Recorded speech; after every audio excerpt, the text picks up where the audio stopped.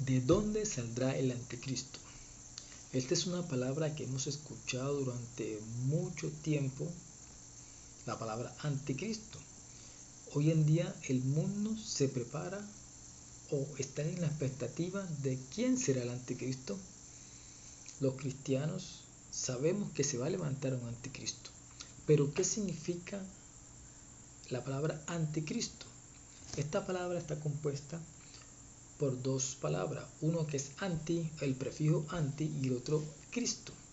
La palabra anti viene del griego anti, que significa opuesto, contrario, en contra o en lugar de, o usurpando un lugar. La palabra Cristo proviene de la palabra griega Christos, que significa el ungido. También hay una palabra en hebreo que es Mashiach, que significa el ungido. Tanto Cristo como Mesías significan ungido. ¿Y qué significa ungido? El ungido es aquella persona a la cual se le ha derramado aceite sobre su cabeza. Ungir es derramar aceite sobre la cabeza. Entonces, cuando hablamos del Mesías, hablamos de la persona que fue ungida. ¿Qué significa entonces la palabra anticristo? El que está en contra de Cristo o está en lugar de Cristo. Este es un personaje que la Biblia habla mucho, especialmente en el libro del profeta Daniel. Lo habló también el apóstol Pablo. El apóstol Juan en Apocalipsis 13 habla del anticristo. En la antigüedad se ungía con aceite a los reyes, a los sacerdotes y a los profetas para indicar que eran elegidos por Dios. Una persona antes de ser ungida era elegida, y esa persona elegida se le derramaba aceite sobre su cabeza. En Levítico 8:12 dice que Moisés derramó del aceite de la unción sobre la cabeza de Aarón para indicar de que él era escogido y apartado para cumplir con el sacerdocio. O sea, él fue elegido para ser el sumo sacerdote. También podemos ver en el libro del profeta Samuel, en el capítulo 10, versículo 1, que Samuel fue enviado por Dios y le dijo Dios a Samuel de que ungiera a Saúl como rey de Israel. También más adelante el mismo profeta Samuel va donde Isaí, porque Dios le había dicho de que uno de los hijos de Isaí iba a ser ungido para ser el futuro rey. Entonces el profeta Samuel, por indicaciones de Dios, unge a David para que fuera rey. Quiere decir de que en la Biblia podemos encontrar de que hubieron muchas personas ungidas. David era ungido, Saúl era ungido, Aarón era ungido, o sea, era un Mesías o fue un Mesías en aquel tiempo. También vemos un pasaje no muy habitual de pronto que lo leemos mucho, pero también la Biblia dice de que hubo un rey que no hizo parte del pueblo de Israel que se llamó Ciro, y la Biblia también lo llama como ungido de Dios. O sea que Ciro fue ungido por parte de Dios para cumplir un propósito de Dios. Entonces podemos ver que la palabra ungido en el Antiguo Testamento aparece varias veces. O sea, traduciéndolo al hebreo sería un Mesías. En la antigüedad existieron varios Mesías. También dice la Biblia que este hombre ungido, llamado Ciro, Dios lo usó con un propósito, lo usó para que reconstruyera las murallas de Jerusalén y que reedificara el templo. Él fue el que permitió que los judíos que habían sido desterrados por el imperio de Babilonia hacia la tierra de Babilonia fuesen nuevamente devueltos a su tierra para que reedificaran el templo y reedificaran a Jerusalén. Viendo esto, podemos saber el significado de la palabra ungido. Ahora, mi pregunta es, ¿por qué los judíos actuales y los de aquel tiempo no reconocen a Jesús como el Mesías. Y hay una razón muy especial por la cual, o ellos tienen sus razones por la cual ellos no aceptan a Jesús, ni tampoco los judíos de aquel tiempo, en el tiempo que Jesús vino a la tierra, lo aceptaron. ¿Y cuál es la razón? Es que ellos no ven del mismo punto de vista a Jesús como nosotros los cristianos vemos a Jesús. Para ellos el Mesías es un cargo político. El Mesías para los israelitas o los judíos es un cargo político, no es un cargo espiritual. Ellos no esperaban o no esperan de que el Mesías venga como Dios, sino como un hombre común y corriente. Ellos dicen de que Jesús, el que vino a la tierra, murió, resucitó, no cumplió con todas las expectativas o no cumplió con las características por lo cual ellos están esperando que fuese el Mesías. Para ellos el Mesías es un cargo político. Para ellos el Mesías debe reinar políticamente a la nación de Israel. Para ellos el Mesías debe liberarlos de todos sus enemigos y debe traer una paz al pueblo de Israel. Para ellos el Mesías debía liderar políticamente y liderar el ejército. Cuando Jesús vino, Jesús no vino con el propósito de liberarlos a ellos. Ellos estaban en el tiempo aquel, estaban bajo el dominio del Imperio Romano.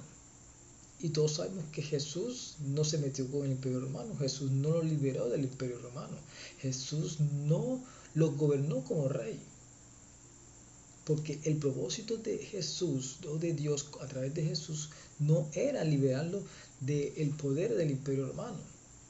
El propósito de Jesús era liberarlos de la condenación eterna, de liberarlos de la esclavitud del pecado. Pero ellos no entendieron eso. Por esa razón, los fariseos, los grupos religiosos no aceptaron a Jesús. Por esa razón, la mayoría de los judíos que decían seguirlo a él, lo pidieron para que lo crucificaran.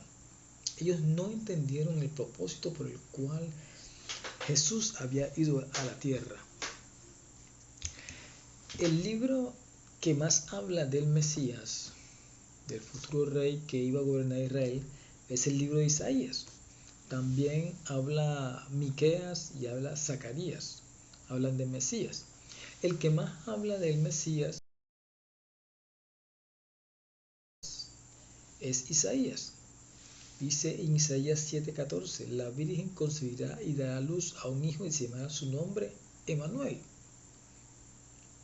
También dice en Isaías 11:1-2, saldrá una vara del tronco de Isaí.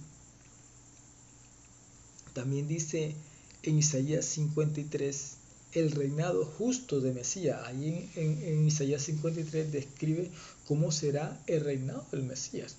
Este es el texto que más leen los judíos. Los judíos se basan mucho en Isaías.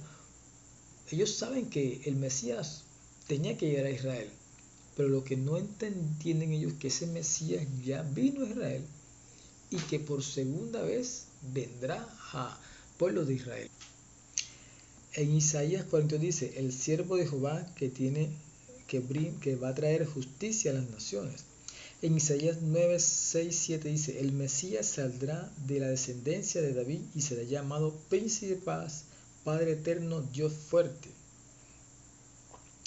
Estas profecías hablan mucho de Jesús, pero ellos no entienden, los israelitas no entienden, los judíos no entienden esa parte. Ellos solamente entienden de que el Mesías tiene que librarlos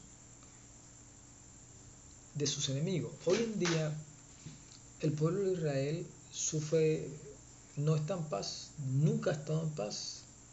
Desde el holocausto nazi, ellos regresaron a su tierra en 1948, llegaron nuevamente a su tierra, pero los árabes, no digamos que los árabes, los grupos terroristas que existen en el Medio Oriente, como que nosotros ya conocemos han traído mucha violencia a Israel, han traído muchos desastres a Israel.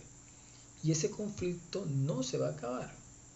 No se va a acabar porque ellos todavía no han reconocido a Jesús como Mesías. Y por eso una de las razones por la cual ellos van a pasar la gran tribulación es para que ellos reconozcan que Jesús, que vino hace más de 2000 años, es el Mesías que Dios había profetizado a través de los profetas.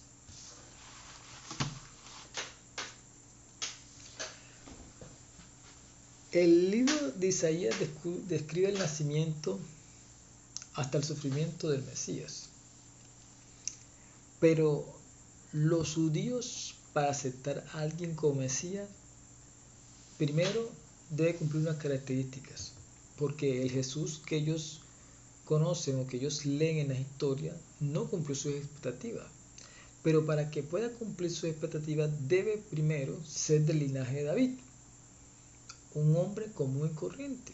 David fue un hombre que reinó en Israel y murió. Para ellos, el Mesías debe ser un hombre común y corriente. Y una de las cosas que Jesús decía era que él era el Hijo de Dios. Por eso los fariseos y los grupos religiosos decían que Jesús era un blasfemo, porque nadie podía decir que era Hijo de Dios, porque ellos no es el concepto o es la visión que ellos tienen del Mesías. Para poder cumplir con la expectativa o para poder ser aceptado por los israelitas, él debe ser del linaje de David, debe venir como un rey, o sea, como un político gobernante, debe liberar a Israel, traer la paz duradera a Israel y debe liderar militarmente. ¿Qué va a pasar? Jesús no vino como rey, Jesús no liberó al pueblo de Israel, no lideró militarmente, no trajo paz al pueblo. Jesús no trajo la paz, hablándolo físicamente, pudo haber traído una paz espiritualmente, pero no físicamente. Entonces, para que a ellos puedan aceptar a un Mesías, debe cumplir estas características. Ahí es cuando se va a aparecer el personaje llamado Anticristo, que aparentemente va a cumplir todas estas características, y es cuando ellos van a aceptar. Jesús dijo: yo vengo en el nombre de mi Padre y a mí no me aceptan, pero vendrá otro en su propio nombre y a ese sí lo aceptarán. Eso dice en el libro de Evangelio de Juan. Va a haber un hombre llamado el Anticristo que va a cumplir estas características y ellos van a aceptarlo como el Mesías. El Anticristo va a engañar a Israel porque él va a traer una falsa paz. En el libro de Apocalipsis sabemos que cuando se rompe uno de los sellos, el cuarto sello, aparece el Anticristo en un caballo blanco. El color blanco simboliza la paz, pero dice que en su mano tiene un arco sin flecha, o sea, simboliza la paz, pero va a traer destrucción. Por eso dice la Biblia: cuando digan paz y seguridad, vendrá destrucción repentina. El Anticristo va a engañar al pueblo de Israel y ellos van a creer que ese es el Mesías que ellos están esperando, pero él los va a engañar. Por eso dice la Biblia de que él va a gobernar durante 7 años, un periodo de 7 años. Solo dice en Daniel 9, capítulo 9, pero que a mitad del periodo de los 7 años va a romper el tratado. Él va a hacer un tratado de paz. Nosotros sabemos que actualmente hay guerra entre Israel, Estados Unidos e Irán, y esa guerra no va a parar. Y va a haber el día muy pronto, porque el Cristo está a la puerta, la venida de Cristo está cerca, donde va a se levantar un hombre llamado el Anticristo y va a firmar un tratado de paz con todos los pueblos, con todas las naciones que están en conflicto con Israel, y ese va a ser el tratado de paz que habla el libro de Daniel. El Anticristo será un líder futuro que se levantará en medio de las naciones, el cual hará o logrará grandes cosas y conllevará a la tierra a la Tercera Guerra Mundial. El profeta Daniel en el Antiguo Testamento fue el que más se le reveló acerca del anticristo. Él vio al anticristo como el cuerno pequeño, eso está en Daniel capítulo 7:20. Jesús también profetizó que se levantarían falsos cristos. Jesús, cuando en el Mateo 24, una de las señales que él da es que se iban a levantar falsos cristos. También el apóstol Pablo lo vio como el hombre de pecado. Eso está en 2 Tesalonicenses capítulo 2 del 1 al 12. Y el apóstol Juan lo vio como una bestia. Eso está en Apocalipsis 13. Como para los judíos, Cristo no cumplió su expectativa, pero este hombre aparentemente va a cumplir las expectativas del pueblo de Israel y va a cumplir la expectativa de Israel y va a ser aceptado por el Mesías. Dice en 2 Tesalonicenses de que el anticristo engañará a Israel. Dice, por eso Dios mandará un espíritu mentira para que crean en la mentira, ya que no quisieron recibir la verdad. Como el pueblo de Israel no quiso recibir la verdad, que es Cristo, entonces van a creer, o Dios le va a mandar un espíritu mentira para que crean en la mentira. El anticristo engañará al pueblo de Israel, logrará una paz falsa con todos los enemigos de Israel. Será de ascendencia judío y se proclamará como un líder judío. Entonces mi pregunta es, ¿de dónde saldrá el anticristo? Daniel 7:8 dice que la cuarta bestia que representa al imperio romano tenía 10 cuernos y que de esos cuernos saldría un cuerno pequeño y ese cuerno pequeño representa al anticristo. El apóstol Juan vio al anticristo surgir como una bestia que salía del mar y esta bestia, que era semejante a un leopardo, tenía 10 cuernos. Los 10 cuernos representan 10 naciones que se tienen que unir en el futuro y de esas 10 naciones, desde ahí saldrá el anticristo. Para ser aceptado por el pueblo judío, lógicamente el anticristo tiene que ser de judío. Entonces se reúnen 10 naciones en el futuro. De esas 10 naciones tiene que salir el anticristo. Muchos teólogos dicen de que puede ser 5 naciones árabes y 5 naciones europeas. Los 10 cuernos en Daniel representan al imperio romano. Y sabemos que el imperio romano abarcó desde Europa, Medio Oriente y parte de África.